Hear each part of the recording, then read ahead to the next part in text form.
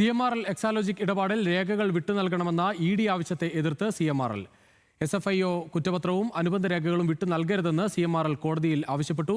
Kochi PMLA കോടതിയിലാണ് ED അപേക്ഷ നൽകിയിട്ടുള്ളത്. K. ഷംന ചേരുകയാണ് കൂടുതൽ വിവരങ്ങളുമായി ലീഗൽ ഡെസ്കിൽ നിന്ന്. ഷംന, എന്തായാലും കൂടുതൽ തെളിവുകൾ ലഭിക്കാനായി SFIO കേസിന്റെ ഭാഗമായുള്ള രേഖകൾ അത് വിട്ടു നൽകണമെന്നായിരുന്നു EDയുടെ ആവശ്യം. എന്തായാലും അതിനെ എതിർക്കുകയാണ് KMR. രുചിഷ തീർച്ചയായും കാരണം CMRL ഇതിൽ പറയുന്നത് SFIO അന്വേഷണ റിപ്പോർട്ടും അതോടൊപ്പം തന്നെ ഇതിൻ്റെ അനുബന്ധ രേഖകളും വിട്ടു നൽകണം എന്ന ED ആവശ്യം അനുവദിക്കാനാവില്ല.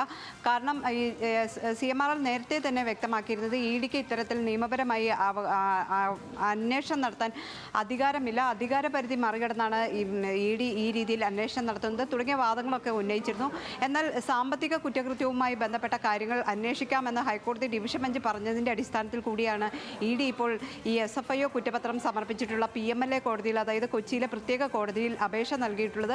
കഴിഞ്ഞ ദിവസം ഇത്തരത്തിലൊരു അപേക്ഷ നൽകുകയും ഇന്നിപ്പോൾ കേസ് അത് പരിഗണിക്കാനിരിക്കുകയുമാണ് CMRL ഇത്തരം ഒരു റിപ്പോർട്ട് കോടതിയിൽ ഫയൽ ചെയ്തിട്ടുള്ളത്. അതായത് ED ആവശ്യപ്പെടുന്ന ഈ രേഖകൾ, SFIOയുടെ കുറ്റപത്രം അടക്കമുള്ള ഈ രേഖകൾ നൽകരുത് എന്നാണ് CMRL പറയുന്നത്. ഉച്ചയ്ക്ക് ശേഷം കോടതി ഇതിൽ വിശദമായ വാദം കേൾക്കും. ED ആകട്ടെ ഇതിൽ ആവശ്യപ്പെടുന്നത് കൃത്യമായൊരു അന്വേഷണത്തിലേക്ക് പോകണമെങ്കിൽ ഇതിൽ കള്ളപ്പണം വെളുപ്പിക്കൽ ഉണ്ടായോ എന്നത് സംബന്ധിച്ചുള്ള അന്വേഷണമാണ് ED നടത്തുന്നത്. അതിനായി SFIO അന്വേഷിച്ച വിവരങ്ങളും അതോടൊപ്പം തന്നെ കേസിന്റെ മറ്റ് വിശദാംശങ്ങളും ലഭിക്കണം എന്ന ആവശ്യമാണ് ED ഉന്നയിക്കുന്നത്. ഏതായാലും കോടതിയുടെ തീരുമാനമനുസരിച്ചായിരിക്കും ഈ തുടർ നടപടികൾ ഉണ്ടാകുക. ഷബ്ന, രാഷ്ട്രീയപരമായി മറ്റൊരു ചോദ്യം കൂടിയുണ്ട്. കാരണം അത്രയും തെളിവുകൾ EDയുടെ കയ്യിലില്ല എന്നതുകൊണ്ട് തന്നെയാണ് കൂടുതൽ തെളിവുകളിലേക്ക് ED പോകുന്നത്. രുചീഷ്, അത് ED CMRL ആദ്യം തന്നെ ഉന്നയിച്ചിരുന്ന ഒരു കാര്യം, ഒരു FIR പോലും ഇല്ലാത്തൊരു കേസ്, ഈ FIR പോലും ഇല്ലാത്തൊരു കേസിൽ ഇതിൽ ED അന്വേഷണം നടത്തുമ്പോൾ അതിൽ EDക്ക് രേഖകൾ കളക്ട് ചെയ്യേണ്ടതുണ്ട്. EDക്ക് മുന്നിൽ ഇപ്പോഴുള്ളത് ഇന്ററിം സെറ്റിൽമെന്റ് ബോർഡ് കണ്ടെത്തിയ ആ രേഖകൾ, അതായത് ഈ പണം കൈമാറി എന്നതടക്കമുള്ള രേഖകളാണ്. ഇനി ഇപ്പോൾ SFIO ആണ് മറ്റൊരു ഏജൻസി ഇതിൽ അന്വേഷണം നടത്തിയിട്ടുള്ളത്.